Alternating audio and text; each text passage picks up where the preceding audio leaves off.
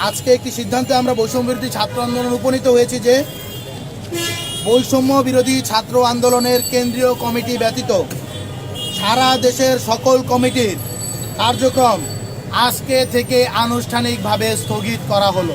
এবং এর মাঝে অনেকগুলো ঘটনায় আমরা দেখতে পেয়েছি, সেখানে বৈষম্য বিরোধী ছাত্র আন্দোলনের ব্যানারকে ব্যবহার করে নামে বেনামে অনেক ধরনের অপকাণ্ড করার চেষ্টা করা হয়েছে এবং হচ্ছে।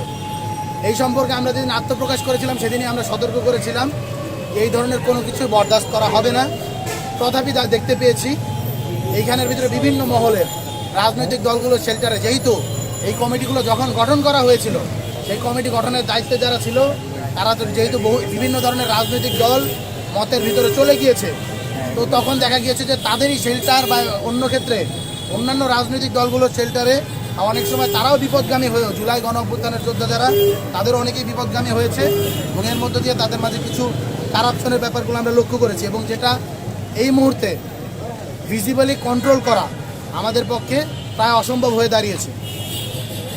তাই অর্গানোগ্রামের জরুরি মিটিং ডাকা হয়েছিল, সেখানে অর্গানোগ্রামের 4 জন উপস্থিত ছিলেন এবং তাদের সম্মিলিত সিদ্ধান্তে আজকে একটি সিদ্ধান্তে আমরা বৈষম্য বিরোধী ছাত্র আন্দোলন উপনীত হয়েছি যে বৈষম্য বিরোধী ছাত্র আন্দোলনের কেন্দ্রীয় কমিটি ব্যতীত সারা দেশের সকল কমিটির কার্যক্রম আজকে থেকে আনুষ্ঠানিকভাবে স্থগিত করা হলো।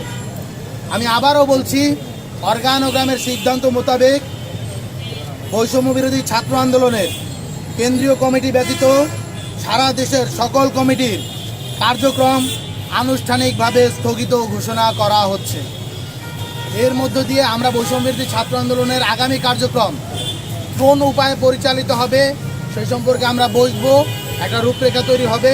বৈষম্য বিরোধী ছাত্র আন্দোলন জুলাই গণ অভ্যুত্থানের প্ল্যাটফর্ম, জুলাই গণ অভ্যুত্থানের স্পিরিটের সাথে সাংঘর্ষিক কোনো কিছুই তারা বরদাস্ত করবে না, এই জিনিসটা আমরা স্পষ্ট করে বলতে চাই এবং তার জন্যই আজকে আমাদের এই বড় ধরনের সিদ্ধান্ত নিতে হচ্ছে।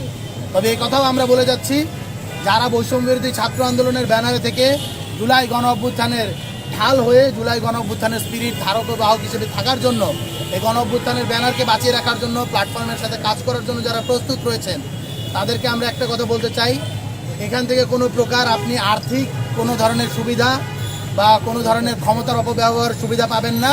তথাপি যারা জুলাই স্পিরিটের সাথে লালন করে এই সংগঠনের সাথে থাকার জন্য আশা ব্যক্ত করছেন, অভিপ্রায় ব্যক্ত করছেন, আপনাদের সাথে আমরা যোগাযোগ করব। শিগগিরই আমাদের আগামীর যে সাংগঠনিক কার্যক্রম, সাংগঠনিক কাঠামো কোন উপায়ে পরিচালিত হবে সেই উপায়ে আমরা পরবর্তীতে জানিয়ে দেব এবং এই নিয়ে আমরা আমাদের নতুন যে কার্যক্রমগুলো সেটা হলো গিয়ে অ্যাজ আর্লি অ্যাজ পসিবল পরিচালনা করব। এবং আরও একটা জিনিস আমরা ক্লিয়ার করতে চাই, আইনশৃঙ্খলা বাহিনীকে আমরা আহ্বান করছি, সারা দেশে আজকের এই প্রেস কনফারেন্সের পর থেকে বৈষম্য বিরোধী ছাত্র আন্দোলনের ব্যানারকে ব্যবহার করে যারা কোনো প্রকার অপকর্ম করার চেষ্টা করবে, আমরা এখান থেকে স্পষ্ট জানিয়ে দিতে চাই আপনারা তাদের বিরুদ্ধে অ্যাকশন নিন।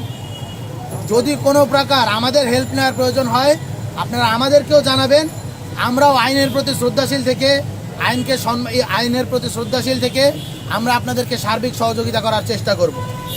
আপনাদেরকে আরও একবার আহ্বান করছি, আপনারা বৈষম্য বিরোধী ছাত্র আন্দোলন ব্যানারকে ব্যবহার করে আজকে থেকে কোনো প্রকার অপকর্ম করার সুযোগ নেই।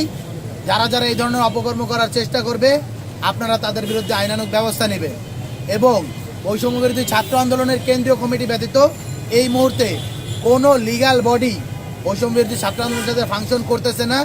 এর পরবর্তী সিদ্ধান্ত না আসা পর্যন্ত আমাদের এই সিদ্ধান্ত বলবৎ থাকে।